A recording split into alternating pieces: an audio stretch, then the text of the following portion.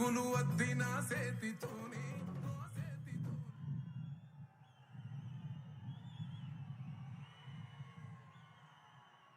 జై కాంగ్రెస్ గట్టిగా జై కాంగ్రెస్.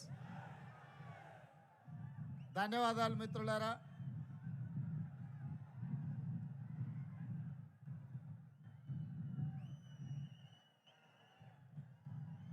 జూలై 4, 2006 నాడు ఆనాటి ఉమ్మడి ఆంధ్రప్రదేశ్ ముఖ చిత్రం మీద ఈ మిడ్జిల్ మండల ప్రజలు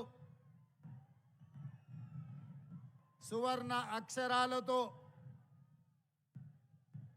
ఒక చరిత్రను లిఖించిన రోజు. 20 సంవత్సరాల తర్వాత 2026 సంవత్సరం అదే తారీఖు జూలై 4 నాడు మీ అభిమాన నాయకుడు, నా ప్రియ మిత్రుడు జనంపల్లి అనిరుద్ధ్ రెడ్డి జడ్చర్ల ఎమ్మెల్యే గారు ఆత్మీయ సమ్మేళనాన్ని ఏర్పాటు చేసి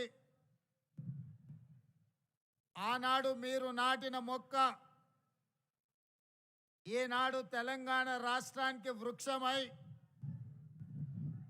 దశ దిశ నిర్దేశం చేసే అవకాశాన్ని మీరు అందించినందుకు కృతజ్ఞత తెలియజేయడానికి ఇంత అద్భుతమైన సమావేశాన్ని ఏర్పాటు చేసినందుకు మిత్రుడు అనిరుద్ధును మనస్ఫూర్తిగా అభినందిస్తున్నా. ఈ కార్యక్రమంలో నాతో పాటుగా మరో ముఖ్య అతిథులుగా ఉప ముఖ్యమంత్రి వర్యులు మిత్రులు పట్టి విక్రమార్క గారిని,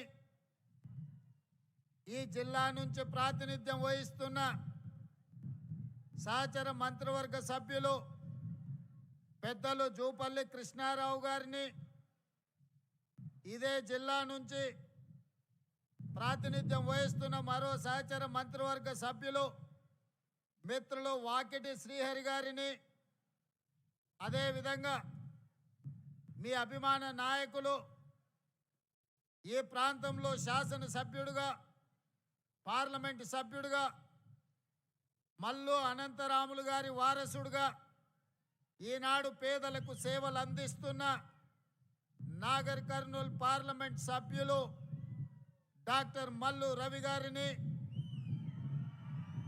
అదేవిధంగా మాజీ పార్లమెంట్ సభ్యులు ప్రభుత్వ సలహాదారులు పెద్దలు జితేందర్ రెడ్డి గారిని, అదేవిధంగా రాజ్యసభ సభ్యులు మిత్రులు వేం నరేందర్ రెడ్డి గారిని, అదేవిధంగా దేవరకద్ర శాసనసభ్యులు మిత్రులు మధుసూదన్ రెడ్డి గారిని, కల్వకుర్తి శాసనసభ్యులు మిత్రులు కసిరెడ్డి నారాయణ రెడ్డి గారిని, షాద్నగర్ శాసనసభ్యులు ఈర్లపల్లి శంకర్ గారిని, నా సొంత గ్రామానికి శాసనసభ్యులైన అచ్చంపేట శాసనసభ్యులు డాక్టర్ వంశీ కృష్ణ గారిని, అదేవిధంగా వనపర్తి శాసనసభ్యులు మేఘారెడ్డి గారిని, పరిగి శాసనసభ్యులు రామ్మోహన్ రెడ్డి గారిని, జూబ్లీ హిల్స్ శాసనసభ్యులు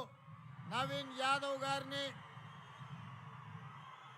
మాజీ శాసనసభ్యులు ఏఐసిసి కార్యదర్శి ప్రియమిత్రులు సంపత్ కుమార్ గారిని, స్పోర్ట్స్ చైర్మన్ శివసేనారెడ్డి గారిని, మరో చైర్మన్ మాజీ ఉమ్మడి జిల్లా పార్టీ అధ్యక్షులు ఒబేదుల్లా కోత్వాల్ గారిని, మరో కార్పొరేషన్ చైర్పర్సన్ సరితా తిరుపతయ్య యాదవ్ గారిని, వివిధ కార్పొరేషన్లకు సంబంధించిన చైర్మన్లు, కాంగ్రెస్ పార్టీకి సంబంధించిన అందరు జిల్లా ఉమ్మడి జిల్లా సీనియర్ నాయకులు, జిల్లా కలెక్టర్లు, పోలీసు ఉన్నతాధికారులు, వివిధ శాఖలకు సంబంధించిన అధికారులతో పాటు నా ప్రాణ సమానులైన మేడ్చల్ మండల యొక్క సోదరీమణులు వేలాదిగా ఈరోజు ఇక్కడికి తరలి వచ్చి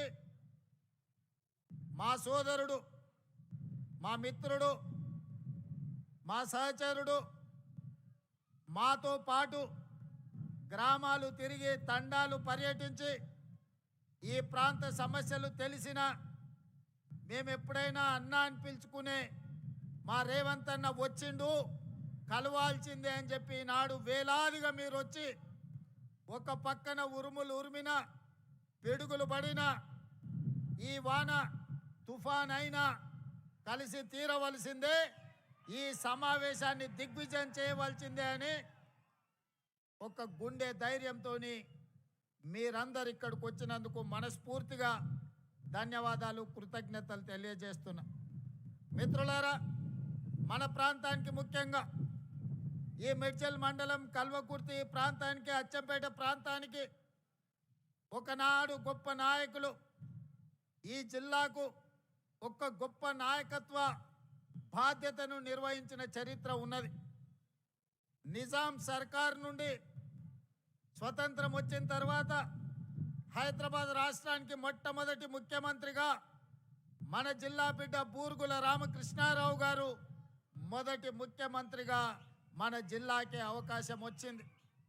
వారే కాదు, చిన్న వయసులో దక్షిణ భారతదేశం నుంచే తన వాగ్దాటి పటిమ, తనకున్న అపారమైన జ్ఞానాన్ని పార్లమెంటరీ వ్యవస్థలో ప్రజా సమస్యల మీద స్పందించి దక్షిణ భారతదేశం నుంచే ఉత్తమ పార్లమెంటేరియన్గా అతి చిన్న వయసులో గౌరవించబడ్డ కీర్తిశేషులు జైపాల్ రెడ్డి గారు ఈ ప్రాంతం నుంచే ప్రాతినిధ్యం వహించారు.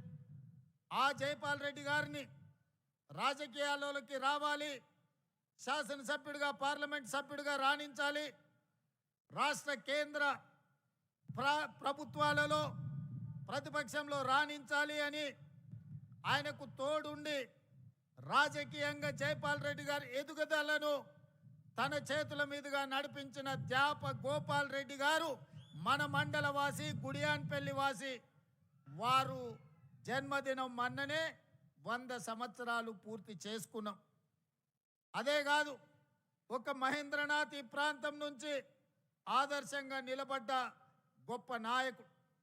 అలాంటి త్యాప గోపాల్ రెడ్డి ఈ రాష్ట్రానికి, దేశానికి రాజ్యాంగాన్ని అందించి ఈ దేశంలో ఉన్న పీడితులుగా, తాడితులుగా, దళితులను, గిరిజనులను, ఆదివాసీలను, బలైన వర్గాలను, మైనారిటీలను, మహిళలను పాలితుల నుంచి పాలకులుగా చేసిన డాక్టర్ బాబాసాహెబ్ అంబేద్కర్ యొక్క విగ్రహాన్ని ఈనాడు మనం ఆవిష్కరించుకోవడం జరిగింది. ఈ పర్యటన, ఈ గెలుపు నాది కాదు. చాలామంది రేవంత్ రెడ్డి జడ్పీటీసీగా గెలిచిండు, శాసనమండలి సభ్యుడిగా గెలిచిండు, శాసనసభ్యుడిగా గెలిచిండు, పార్లమెంట్ సభ్యుడిగా గెలిచిండు, ముఖ్యమంత్రిగా గెలిచి ఈరోజు అధికారంలో ఉన్నాడు అని చాలా టీవీలు, పేపర్లు రాస్తున్నాయి. కానీ నేను ఒక్క మాట వినయంగా విజ్ఞప్తి చేయదలుచుకున్నా. జూలై 4, 2006 నాడు గెలిచిన గెలుపు నాది కాదు, ఈ మిడ్జిల్ మండల ప్రజలది. ఈ మిడ్జిల్ గెలుపు అని నేను ఈ సందర్భంగా చెప్పదలుచుకున్నా. ఎందుకంటే నేను జడ్పీటీసీగా నామినేషన్ వేసేటప్పటికి ఈ మండలం కానీ, ఈ గ్రామాలు కానీ, ఇక్కడ ప్రజలతో నాకు పెద్దగా పరిచయం లేదు. నా గ్రామం ఒంగూరు మండలం, కొండారెడ్డిపల్లి, అచ్చంపేట శాసనసభ నియోజకవర్గం. ఆనాడు మిత్రుల సూచన మేరకు ఈ మిడ్చల్ మండలంలో జిల్లా పరిషత్ మెంబర్గా, ఇండిపెండెంట్ సభ్యుడిగా నేను ఇక్కడ పోటీ చేయడం జరిగింది.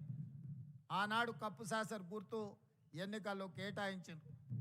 కానీ అదే ఇక్కడ డాక్టర్ వైఎస్ రాజశేఖర రెడ్డి గారు మిత్రుడు రబ్బానీని జడ్పీటీసీ సభ్యుడిగా పెట్టి జిల్లా పరిషత్ చైర్మన్ చేయడానికి ఒక కాంగ్రెస్ సీనియర్ నాయకుడిని, జిల్లా పరిషత్ చైర్మన్ కాగలిగిన అభ్యర్థిని ఇక్కడ ఎన్నికల్లో పెట్టినా ఆనాడు మీరేం ఆలోచన చేసిండ్రో, ఆనాడు ఎందుకు మీరందరూ ఉప్పెనై నిర్ణయం తీసుకున్నారో, ఆనాడు ఒక యువకుణ్ణి మొదటిసారి మీ గ్రామాలకు మీ ఇంటికి వచ్చిన ఒక యువకుని జిల్లా పరిషత్ మెంబర్గా మీరు ఆశీర్వదించిండ్రు అని అంటే మీ ఆలోచనలు, మీ నిర్ణయం గొప్ప నిర్ణయం అని చెప్పి ఈరోజు నిరూపించబడ్డది.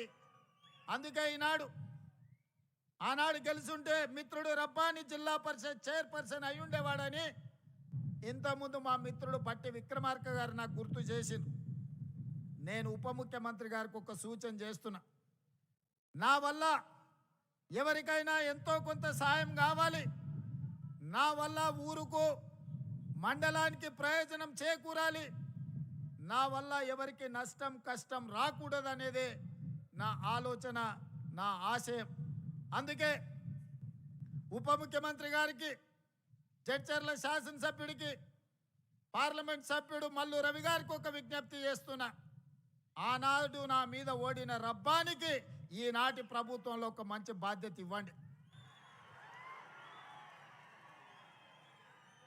ఎందుకంటే సర్పంచ్గా, సింగిల్ విండో చైర్మన్గా, బ్లాక్ కాంగ్రెస్ ప్రెసిడెంట్గా ఈ ప్రాంత ప్రజలకు దాదాపుగా 35 సంవత్సరాలు రబ్బాని సేవలు అందించండు.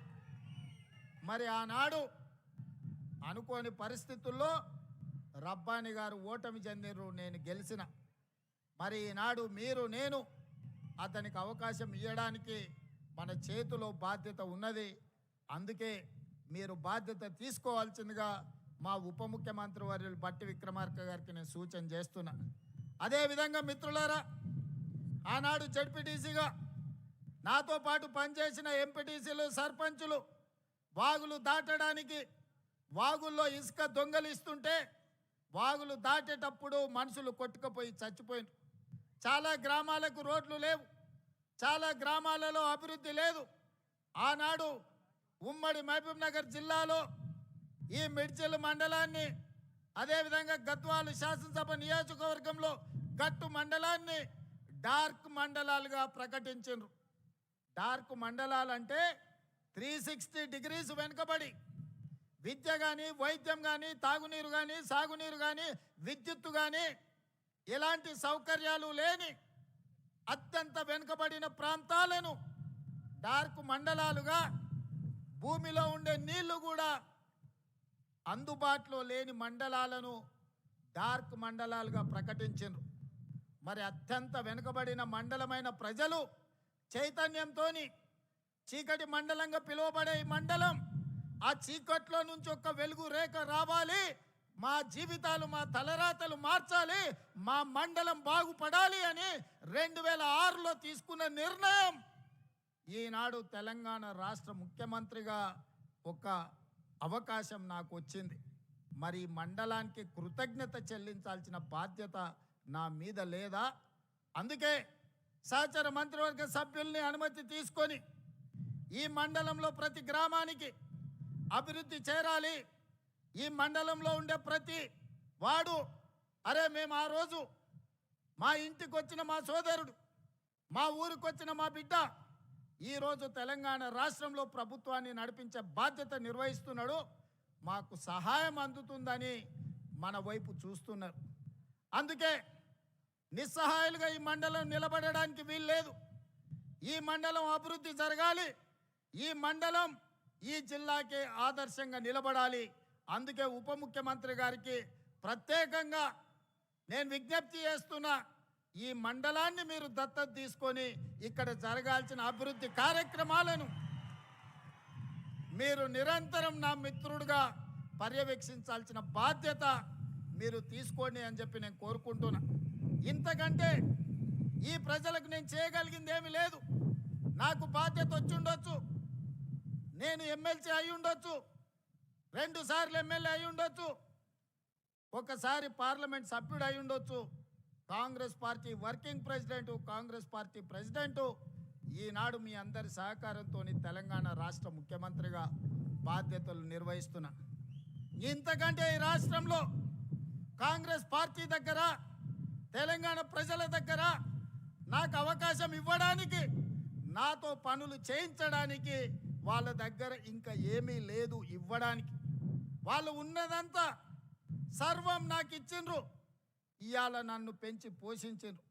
అందుకే ఆనాడు మొక్క నాటిన ఈ మండలానికి మిడ్జిల్ని తీర్చిదిద్దాల్సిన బాధ్యత నా మీద ఉన్నది. వీళ్ళ సోదరుడుగా ఈ మండలాన్ని అభివృద్ధి పదం వైపు నడిపించాల్సిన అభివృద్ధి చెందిన మండలంగా ఇది డార్క్ మండలం కాదు. ఈ ప్రాంత ప్రజలకి వెలుగు రేఖలు వచ్చినాయి. ఈ ప్రాంతం అభివృద్ధి చెందింది అని చెప్పి ప్రభుత్వ లెక్కలలో తేలాలి.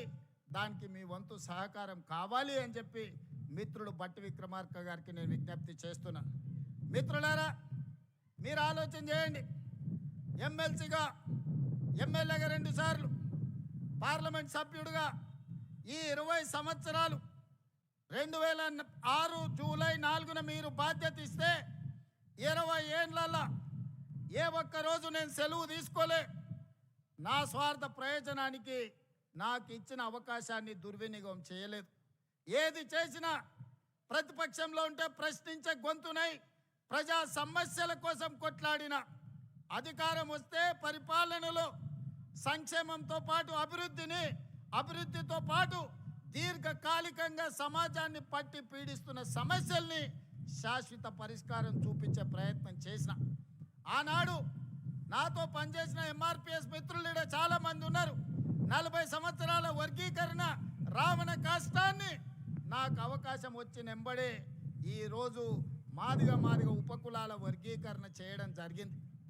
అదేవిధంగా మా బలైన వర్గాల సోదరులు గొర్రెలకు, బర్రెలకు, చివరికి కోడి పిల్లలకు కూడా ఈ రాష్ట్రంలో, ఈ దేశంలో లెక్కలు ఉన్నాయి. మరి 50% ఉండే మా బలహీన వర్గాల లెక్కలు ఈ దేశంలో ఎందుకు పెట్టరు, ఎందుకు లెక్క గట్టరు అని అడిగితే 100 ఏండ్ల సమస్య. ఆనాడు 1931 బ్రిటిషర్స్ లెక్క పెడితే 100 ఏళ్ల బలహీన వర్గాల లెక్కలు పెట్టిన ప్రభుత్వమే లేదు. మా మిత్రుడు బట్టి విక్రమార్క గారి నేతృత్వంలో 100 ఏళ్ల సమస్యకు జనగణనలో కులగణన చేసి ఎవరు ఎంతున్నారో లెక్క తేల్చడమే కాదు, లెక్క ప్రకారం వాళ్ళ వాటాలు వాళ్ళకి ఇవ్వాలి, వాళ్ళ సంక్షేమం, వాళ్ళ అభివృద్ధి వాళ్ళకి చేర్చాలి అని ఆ సమస్యకు శాశ్వత పరిష్కారం చూపించింది మన ప్రభుత్వం, ప్రజా ప్రభుత్వం. మిత్రులారా, మీరు అవకాశం ఇచ్చినందుకు ఈ దీర్ఘకాలికమైన సమస్యల్ని మనం పరిష్కరించుకోగలిగినాం. చాలామంది ఏం చేస్తాడయ్యా, అచ్చంపేట అడవుల్లో నుంచి వచ్చిండు, ఆయన గతం అనుభవం లేదు, ఆయన ప్రభుత్వాన్ని నడపలేదు, వాళ్ళ తాత ముత్తాతలు దొరలు కాదు, వాళ్ళ గడీలు లేవు, ప్రజల మీద పెత్తనం చెలాయించేది ఆయనకు రాదు అని అవహేళన చేసిరు. నేను ఒక్క మాట చెప్పదలుచుకునే వేదిక మీద నుంచి, నేను పుట్టింది గ్రామంలో అన్ని కులాలు, అన్ని మతాలను, అన్ని సమస్యల్ని, ప్రతి పేదవాడి కష్టాన్ని చూసుకుంటూనే నేను పెరిగిన. వ్యవసాయం తెలుసు, దుక్కి దున్నడం తెలుసు, ఇత్తనం వేయడం తెలుసు, భూమికి విత్తనానికి ఉన్న బంధం ఏందో పేదవాడికి, పరిపాలన చేసేవాడికి ఉండవలసిన అవగాహన ఏదో అవగాహనతోని గ్రామీణ ప్రాంతంలో పెరిగిన. రాష్ట్రం అంటే, దేశం అంటే ఎక్కడో లేదు, గ్రామాల సమూహమే తెలంగాణ రాష్ట్రం. 12,000 పైచలకు గ్రామ పంచాయతీలు అంటేనే తెలంగాణ రాష్ట్రం. 6 లక్షల పైగా ఉండే ఈ మొత్తం ఈ దేశంలో అన్ని గ్రామాలు, చిన్న చిన్న పల్లెలు కలిస్తేనే ఈరోజు భారతదేశం. సమస్యలు ఎక్కడుంటాయి, సమస్యలు ఎక్కడ పరిష్కరించాలి, ఈ అవగాహన గడీలలో ఉన్న దొరలకు లేకపోవచ్చు. గ్రామంలో సమస్యలు పరిష్కారం అయితే మండలం పరిష్కారం అయినట్టే, మండలంలో సమస్యలు పరిష్కారం అయితే నియోజకవర్గంలో పరిష్కారం అయినట్టే, నియోజకవర్గాలలో పరిష్కారం అయితే జిల్లాలో పరిష్కారం అయినట్టే, జిల్లాల సమస్యలు పరిష్కారం అయితే రాష్ట్ర సమస్యలు పరిష్కారం అయినట్టే, అన్ని రాష్ట్రాలలో సమస్యలు పరిష్కారం అయితే దేశం అభివృద్ధి చెందినట్టే. ఇప్పుడు చెప్పండి మిత్రులారా, కొండారెడ్డిపల్లిలో దళితులు, గిరిజనులు, బలహీన వర్గాలు, మైనారిటీలు, మహిళలు, పేదవాడి మధ్యలో పెరిగిన నేను, పేదల సమస్యలు తెలిసిన నేను ఆ సమస్యకు పరిష్కారం కనిపెట్టలేనా, పరిపాలన నేను అందించలేనా? పాలమూరు బిడ్డలు పరిపాలనకు పనికిరారా?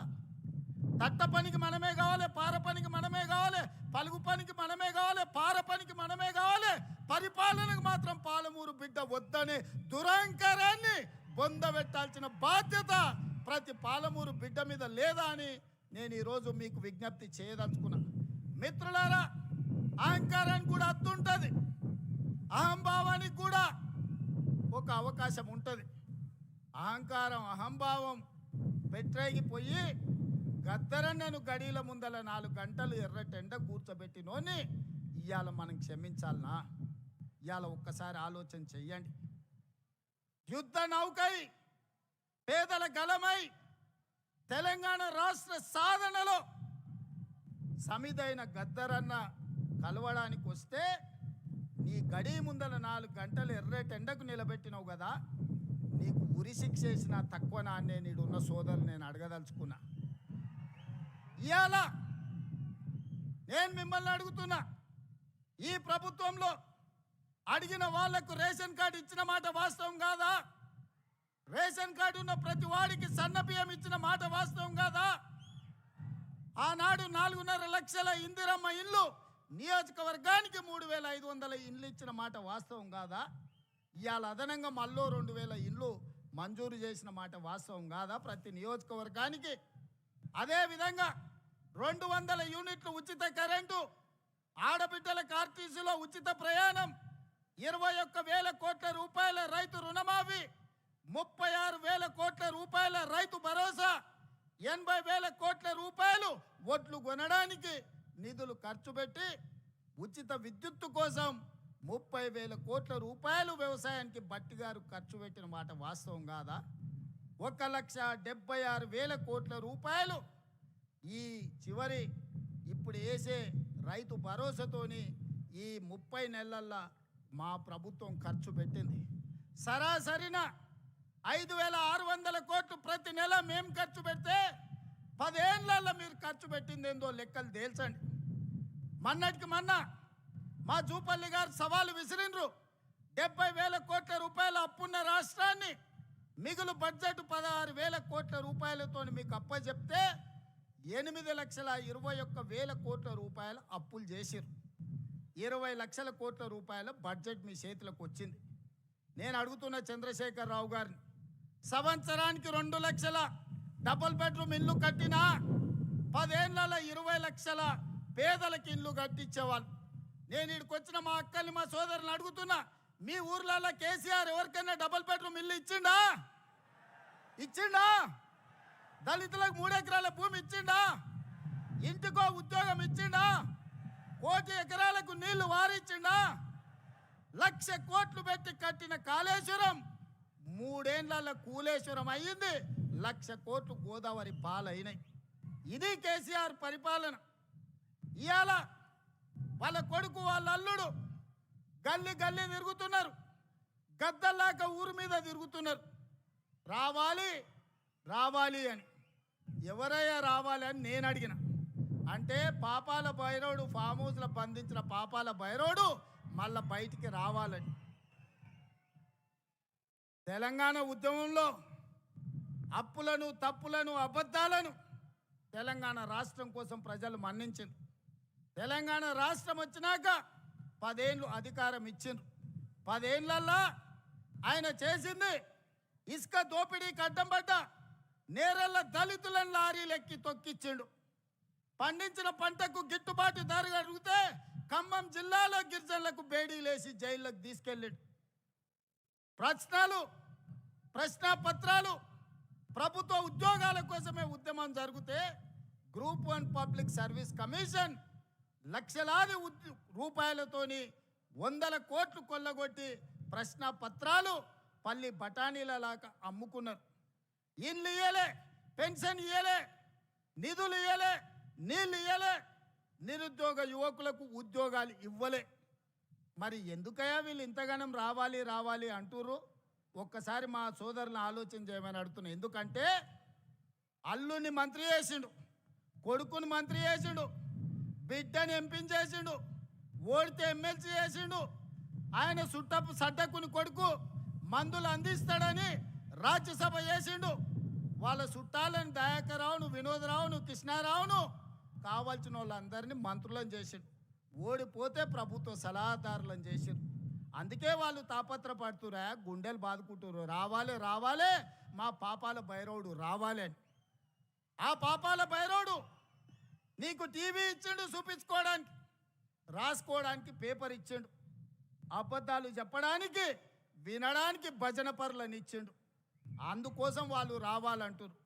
మరి నేను అడుగుతున్నా, ప్రజాపాలన ఎందుకు పోవాలి?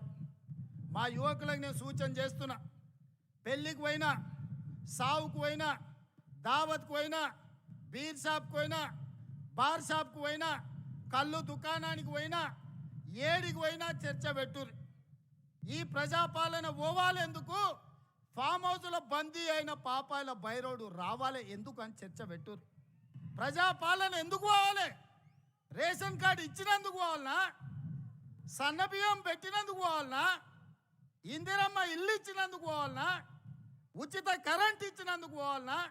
రైతు రుణమాఫీ చేసినందుకు పోవాలనా? రైతు భరోసా చేసినందుకు పోవాలనా? వరి వేస్తే ఉరేసుకున్నట్టే అన్న ఆ దుర్మార్గుడు చెప్తే 2,88,00,000 మెట్రిక్ టన్నుల ఒట్లు పండిస్తే చివరి గింజ వరకు కొని 80,000 కోట్ల రూపాయలు చెల్లించినందుకు ప్రజాపాలన పోవాలనా?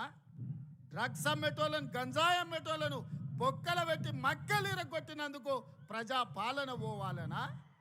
మీరు వస్తే ఏం చేస్తారే? ఫామ్ హౌస్లలో అమ్మిన గంజాయి డ్రగ్స్ ఇవాళ రైతు బజార్లలో పెట్టి అమ్ముతారా? ఏం చేస్తారు మీరు? ఏం చేయనీకి రావాలి? ఏం అన్యాయం చేసినామని ప్రజాపాలన పోవాలి. ప్రజలు ఎన్నుకున్న ప్రభుత్వం, ప్రజలు కోరుకున్న ప్రభుత్వం, ప్రజలు ఆశీర్వదించిన ప్రభుత్వం, ప్రజల కోసమే పనిచేస్తున్న ప్రభుత్వం పోవాలని ఎందుకంటున్నారా అంటే వాళ్ళ సంపాదన ఆగిపోయింది, వాళ్ళ దోపిడీ ఆగిపోయింది, వాళ్ళ దొంగతనాలు ఆగిపోయినాయి.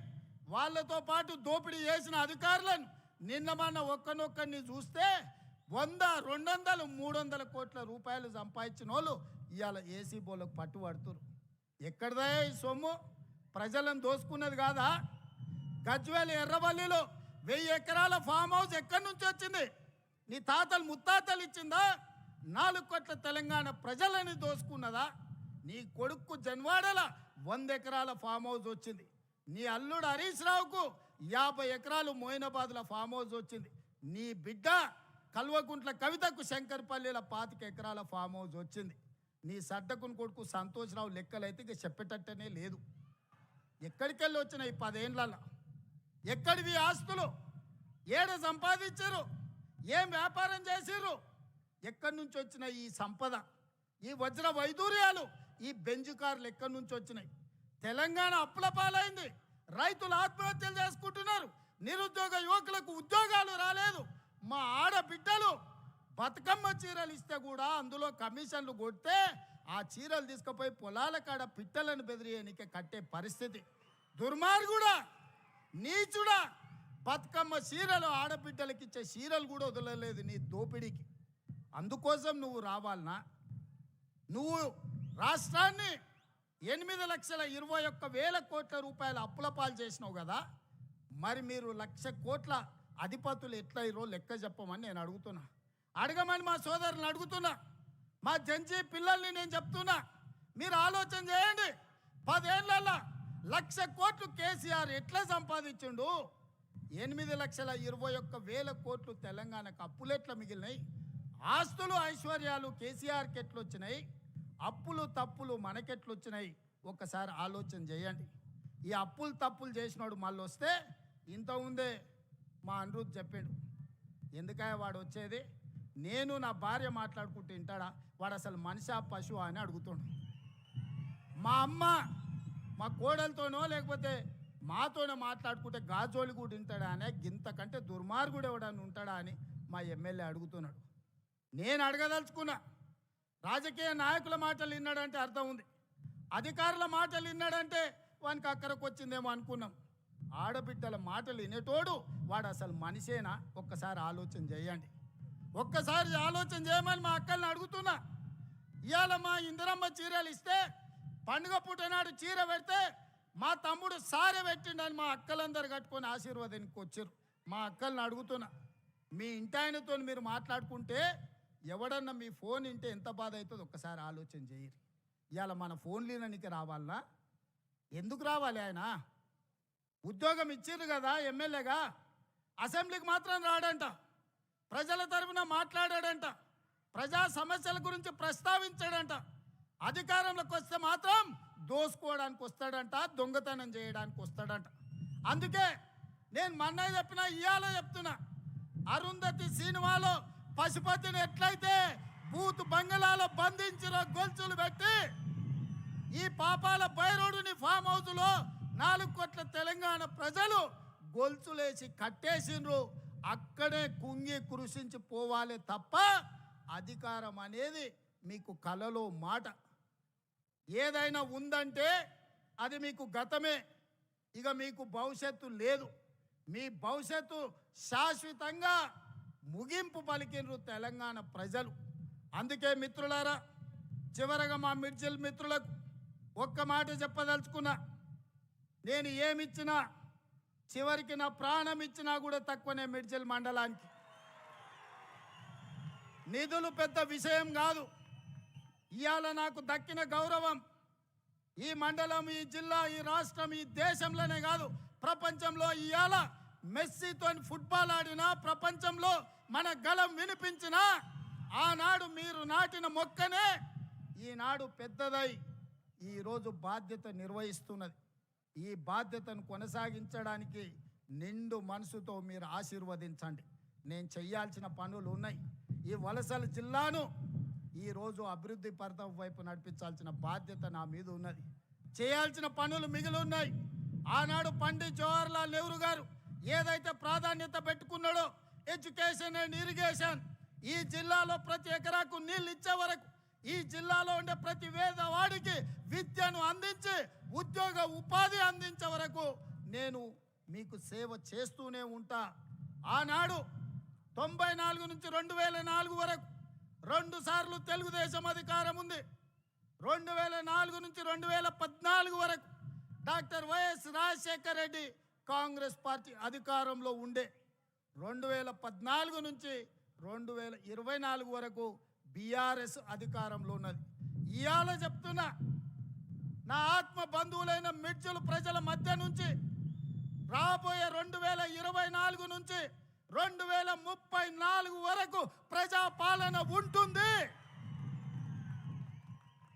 ప్రజలకు సేవలు అందిస్తుంది. ఆనాడు జడ్పీటీసీ అయితా అంటే మీరు నన్ను జడ్పీటీసీని చేసిరు. నేను ఎమ్మెల్సీ కావాలంటే మీరు ఆశీర్వదించి జిల్లా ప్రజలు ఎమ్మెల్సీ చేసిరు. తెలవని కొడంగల్కి వెళ్తే 2 సార్లు ఎమ్మెల్యేని చేసిరు. అక్కడ కష్టం వస్తే మల్కాజ్గిరి పార్లమెంట్లో ఎంపీని చేసిరు. కాంగ్రెస్ పార్టీ కార్యనిర్వాహక అధ్యక్షుడిని చేసిరు. 4 కోట్ల తెలంగాణ ప్రజలు 2వ తెలంగాణ ముఖ్యమంత్రిగా చేసిరు. ఇదంతా మీ ఆశీర్వాదం. ఇవాళ ఒకే ఒక్క విజ్ఞప్తి చేస్తున్నా, ఒకవేళ తప్పు జరిగితే అది శాశ్వతంగా తెలంగాణ రాష్ట్రానికి కాలరాత్రిని తెచ్చిపెడుతుంది. ఈరోజు వాళ్ళు దోసుకోవడానికి మొత్తం సిద్ధమై కూర్చున్నారు. అందుకే ఈనాడు తెలంగాణ యువకులు నడుం బిగించాలి. దళితులు, గిరిజనులు, ఆదివాసీలు, తండాలలో, గూడాలలో, మారుమూల పల్లెల్లో ఉండే ప్రజలారా ఆలోచన చేయండి. మళ్ళీ కాంగ్రెస్ రావాలి, రాహుల్ గాంధీ ప్రధానమంత్రి కావాలి. ఈ దేశం కోసం వాళ్ళ నాయనమ్మ ప్రాణాలు ఇచ్చింది. ఈ దేశం కోసం వాళ్ళ తండ్రి ప్రాణాలు ఇచ్చిండు. ఈ దేశం కోసం రాజీవ్ గాంధీ తర్వాత 35 ఏళ్ళు అధికారానికి దూరంగా సోనియా గాంధీ, రాహుల్ గాంధీ, ప్రియాంక గాంధీ గారు ఉన్నారు. కానీ ఈనాడు దేశంలో చారిత్రాత్మకమైన అవసరం ఉంది. ఈ చారిత్రాత్మకమైన అవసరమే రాహుల్ గాంధీ గారిని ప్రధానమంత్రిని చేయడం. మరి రాహుల్ గాంధీ గారు ప్రధానమంత్రిని చేయాలంటే నేను ఒక సమిధనై రాహుల్ గాంధీని ప్రధానమంత్రిని చేయాల్సిన అవసరం లేదా? మీరు ఒక్కసారి ఆలోచన చేయండి. అందుకే మిత్రులారా, నాకు సహాయం అందించిన చిన్నవాడైనా, పెద్దవాడైనా, పేదవాడైనా, వెనుకబడిన ప్రాంతమైనా గుర్తు పెట్టుకొని వెనక్కి తిరిగి సహాయం అందించే ప్రకృతి నాకు ఒక అవకాశాన్ని ఇచ్చింది. మరి ఇవాళ ఇంత పెద్ద అవకాశం ఇచ్చిన రాహుల్ గాంధీ గారికి, సోనియా గాంధీ గారికి, దేశ ప్రజలకు రాహుల్ గాంధీ గారిని ప్రధానమంత్రిని చేసే సందర్భంలో తెలంగాణ ప్రజల అండగా ఉండాల్సిన అవసరం లేదా? ఆలోచన చేయండి. 60 ఏండ్ల తెలంగాణ ఆకాంక్ష, వందలాది మంది తెలంగాణ బిడ్డల ప్రాణ త్యాగాలు, ఆత్మ బలిదానాలు చేసుకుంటూ తెలంగాణ రాష్ట్రం కోసం అసూలు బాసిన శ్రీకాంతాచారి, ఈశాన్ రెడ్డి, కానిస్టేబుల్ కిష్టయ్యను గుర్తు తెచ్చుకోండి. ఈ సమస్యకు శాశ్వత పరిష్కారం చూపించిన సోనియా గాంధీ గారి కుటుంబానికి మనం కృతజ్ఞత తెలపాల్సిన అవసరం ఉన్నది. ఆ కృతజ్ఞతనే రాహుల్ గాంధీ గారిని ప్రధానమంత్రిని చేయాలి. అందుకే మిత్రులారా, 2029 ఎన్నికల్లో నాతో నడవండి, మనందరం కలిసి నడుద్దాం. ఈ దేశానికి రాహుల్ గాంధీ గారిని ప్రధానమంత్రిని చేద్దాం. మీరందరూ అండగా నిలబడాలి. మీరందరూ అండగా నిలబడతామని మాట ఇస్తున్నారా? రాహుల్ గాంధీని ప్రధానమంత్రిని చేసే బాధ్యత ఈ మిడ్జిల్ నుంచే మొదటి అడుగు పడాలి. 1000 అడుగులు 1000 కిలోమీటర్లు నడవాలన్నా ఒక్క అడుగుతోనే మొదలవుతుంది. రాహుల్ గాంధీ గారిని ప్రధానమంత్రిని చేసే మొదటి అడుగు మిడ్జిల్ మండలం నుంచే పడాలి. మీరందరూ సిద్ధమేనా?